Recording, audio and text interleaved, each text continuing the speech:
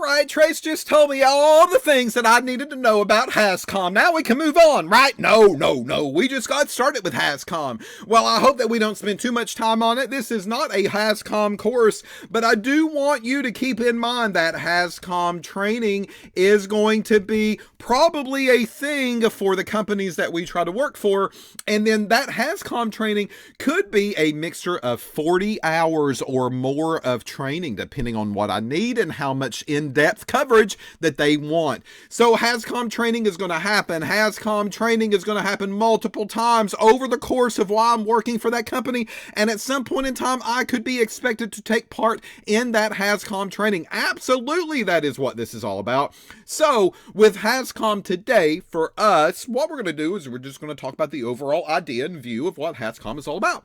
So we just ended the last video and we're like, hey, there's 3 pillars, and that pillar is a label and a sign and an SDS. So what are they, Tracy? Give me more details. I'm so excited to learn about these 3 pillars. Yeah, whatever.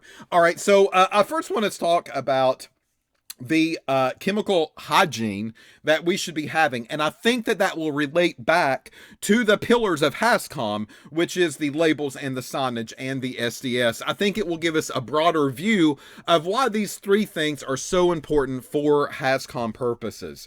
All right, so here over on the left, chemical manufacturers and importers classify the hazards of the chemicals they produce or import, and they prepare labels and safety data sheets based on the classifications. All right, so what this basically means is that we're going to be using stuff, and that stuff is chemicals, and that stuff could be poisonous or hazardous, or it could do some damage if I'm not very careful. I need to handle it the right way. So these companies that I'm working for have to order that material. I mean, we just can't go out in the backyard and dig it up. So they're going to have to order that material, and wherever they order it from, it's going to be shipped into the facility. So when it gets shipped into the facility, I'm there. I already know how shipping works. I'm there and I'm waiting for that material to get released, and that's great.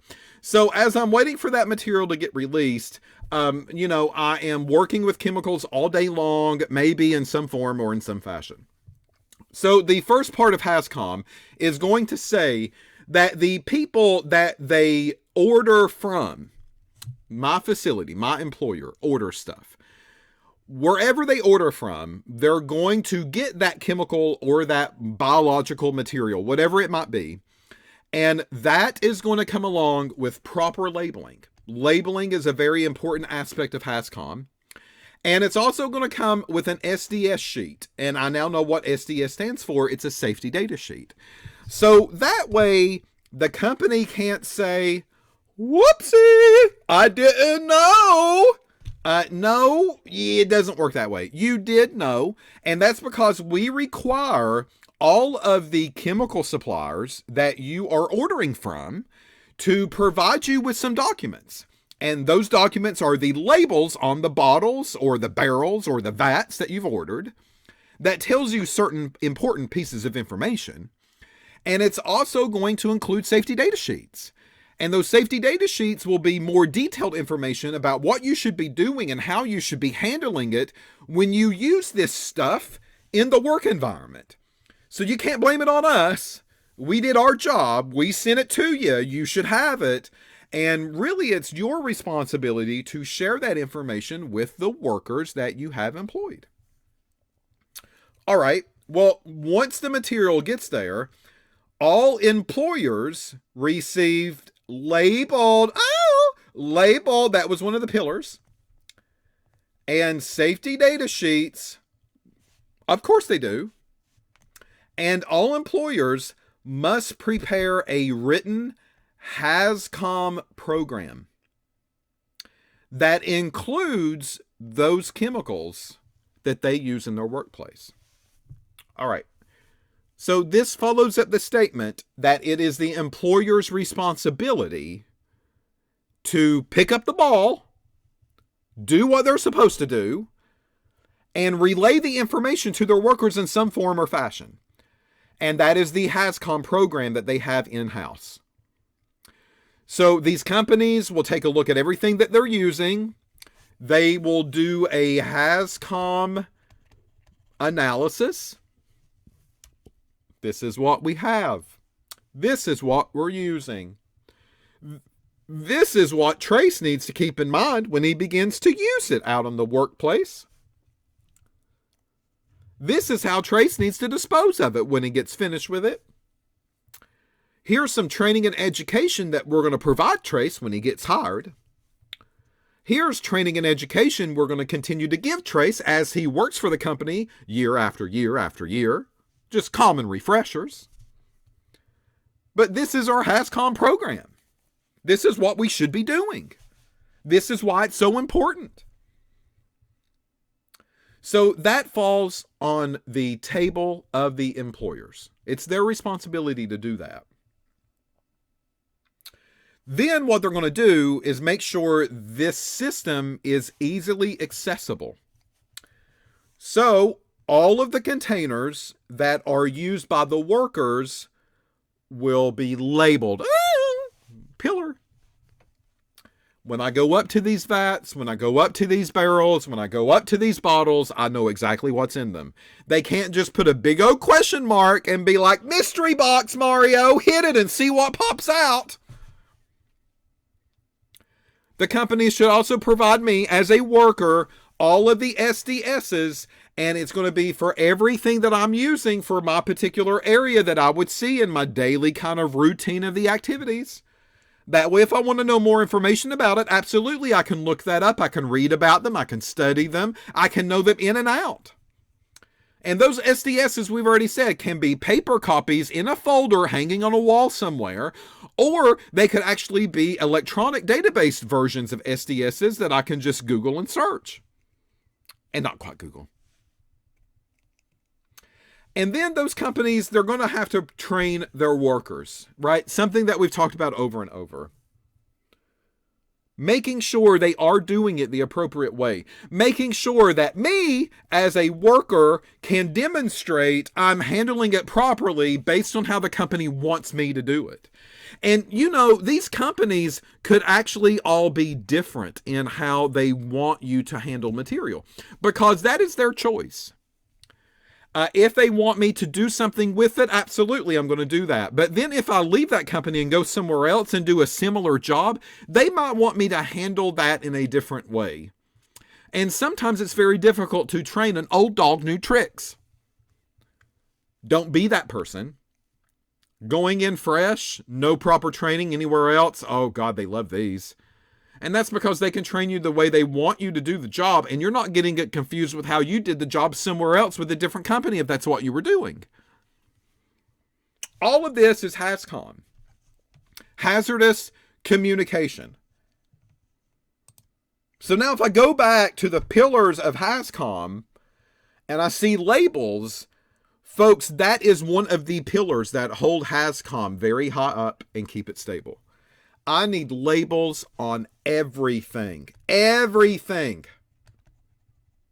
I need to know what it is. I need to know what's on the inside. I need to know when it expires. I need to know any like visual cues of health hazards or flammables that this material is going to kind of behave and act a fool on me when I get it. Signage is very important. That is another pillar that holds HASCOM up and keeps it stable. I need signage for like flammable areas. This is where you're going to find all of them. Or I need signage that will say biosafety alerts. This is where we keep all of our viruses. Don't let it break out, Wuhan. And then I need to provide safety data sheets. And safety data sheets are another pillar that holds HASCOM up and keeps it stable. Because without those safety data sheets, I don't know how to handle it. I don't know how to use it. I don't know how to dispose of it. Certain things have to be there. Now, I do want to say that SDS sheets, which are safety data sheets, folks, go and pull up a safety data sheet of water. It's going to say in large amounts you will drown. So these safety data sheets can be a little overexerted. These safety data sheets can be somewhat exaggerated in some form or in some fashion. But keep that in mind when you review them. There's important information there, absolutely. But it is their job to pinpoint. It's like the freaking side effects on a prescription medication. You watch that commercial again for 30 seconds, and at the very end, what do? They go blah blah blah blah blah, may cause blah blah blah blah blah blah blah blah blah blah. Well, what's the purpose in taking it? Safety data sheets are kind of the same way. They're going to have to include this type of information just to make sure they told you about it, so you can't turn around and sue a safety data sheet and say, wait a minute, this was a part of the safety data sheet. That's why I did it. And you didn't tell me nothing about it. This was your responsibility, not mine. So they do exaggerate things a little bit. But for the most part, it's pretty good. Other than HASCOM, there is another group that works for biopharma. And it might not be the manufacturing group, but it might be the laboratory group.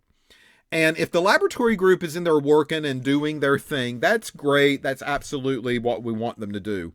But their role is a little different. You know, HASCOM does apply to them. HASCOM is the idea of hazardous chemicals, hazardous waste, working with stuff. But most of the time, HASCOM is really going to focus on the industries that have a large quantity. Laboratory staff is a little bit different. The laboratory staff are mainly working with things in small quantities, not large ones. So I'm not working in gallons, and I'm not working in, vats of material. I'm working in 10 milliliters of material, 50 milliliters of material, very, very tiny microliters of stuff. That's the laboratory staff. So yeah, HASCOM applies to them because they're working with this stuff and they're using it maybe every day. But at the same time, they also have like maybe hundreds, if not thousands of other things that they could be exposed to. So HASCOM to them means something a little different. It's similar, but we're going to have to fine tune this a little bit. And this is going to be called the lab standard because I'm working in the lab. Oh, go figure. No one says rocket science, Elon Musk. The lab standard is going to apply to those who work in the laboratory. And when you work in a lab, again, those are very tiny, teeny amounts that we use most of the time. We say that those tiny little amounts are lab scale. And lab scale basically means that me, as a lab worker, can easily pick that amount up, transport it without a problem, use that small quantity. I can transfer, I can pour, I can maybe use micropipetters or some type of laboratory tool that I can, take it from one container to the next. Not vats, not gallons, nothing like that a manufacturer would maybe see. The lab standard is also part of Code of Federal Regulations. And guess what? Again, not Title 21. Title 21 was what? Yeah, FDA. All right, so the CFR is going to be Title 29. And we already seen Title 29 before. And Title 29 is coming back again because it seems like that's where all of this like OSHA and HASCOM and lab standard now is kind of dancing in.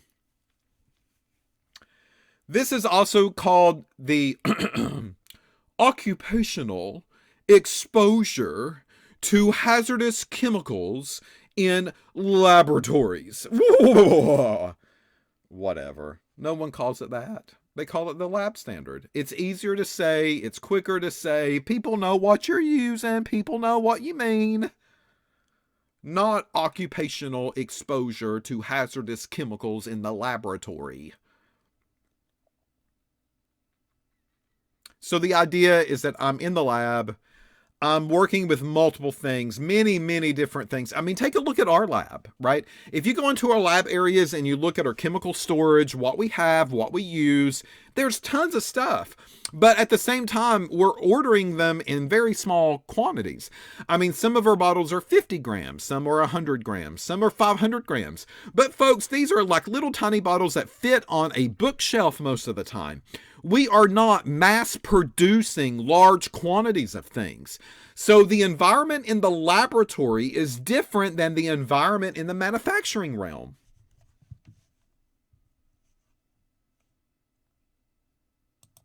This occupational exposure to hazardous chemicals in the laboratory, are basically lab workers. Here's a picture of some lab workers doing work in, guess what? A lab. But notice the whole environment's somewhat different. I mean, a lot of times they don't have to do things in clean rooms. A lot of times they are not suited up from head to toe. They definitely do have lab coats and gloves, though, and safety glasses to protect them. But, these are not like extreme types of PPE that we're going to have to put on. They're using equipment, but it's different types of equipment, smaller scale equipment than manufacturers would use. They're using reagents, but again, smaller quantities of that material than what manufacturers would tend to use. The whole environment and the feel here is a little bit different on the lab side versus the manufacturing side. So that's why they often kind of target them as a group, and they'll say, all right, well, we're going to create a lab standard here for you, because your daily work routine is a little bit different than someone else's. So employers are still required to provide them training as well, absolutely, and provide them education as well, absolutely. But their training and their education will be laboratory specific. And we call this a chemical hygiene plan that is abbreviated as a CHP. All laboratories should have a chemical hygiene plan in place. I'm using stuff. How do I handle it? I'm using stuff. I've got extra. What do I do with it? How do I get rid of it? We've got this bucket that needs to be disposed of. What do we do? Who do we call up? How do we get rid of it? I'm working with bloodborne pathogens.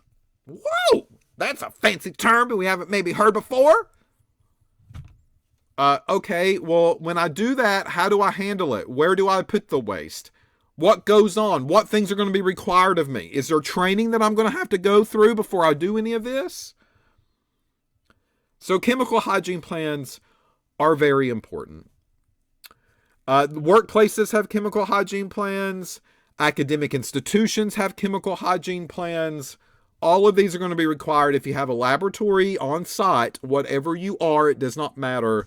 You should have some CHPs in place. Bloodborne pathogens I just talked about. We're going to talk more about those in the next video. Very often, these laboratory spaces are going to be more on the chemical side. And that would be like our chemical technology program. I'm working with chemicals. I'm doing things. These are straight up reagents.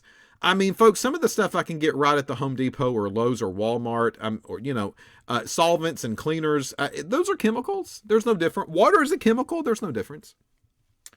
So I'm in the lab and I'm working with that kind of stuff. That's great. That's the chemical technology side of the house. However, we do have really a biotech program side of the house as well. And the biotech is there for the biological material. And that biological material could be yeast. It could be mammalian cells. It could be things like E. coli, bacteria. It could be fungus, whatever the case might be. That's biological. Something that's somewhat living, not chemical driven. And that's why we often have this separation of laboratory training, because these people will need different backgrounds depending on what their job roles are going to be. So if I'm on the chemical side of the house, I'm going to handle that material quite differently than I'm going to be handling things like DNA and RNA and protein and viruses. Those types of things are going to be totally different protocols, different types of testing, different types of equipment sometimes that I need to become more familiar with. And bloodborne pathogens are part of that. So depending on where I'm working, I could be on the manufacturing line And I'm going to be exposed maybe at some point in time to things like bloodborne pathogens. If I'm on the biotechnology side of the house, I could be exposed to bloodborne pathogens. If I'm on the chemical technology side, maybe not so much. Because I'm not really working with blood a lot of times. I'm not working with human samples a lot of times. Slightly different. All right, so I'm going to flesh that idea out a little bit in the next video. So when you come back, we're going to pick up with a bloodborne pathogen standard. What is it? What should I know? How should I handle it? How should I use it? And that's where we'll pick up. I'll see you then. Go take a break. Yum, yum.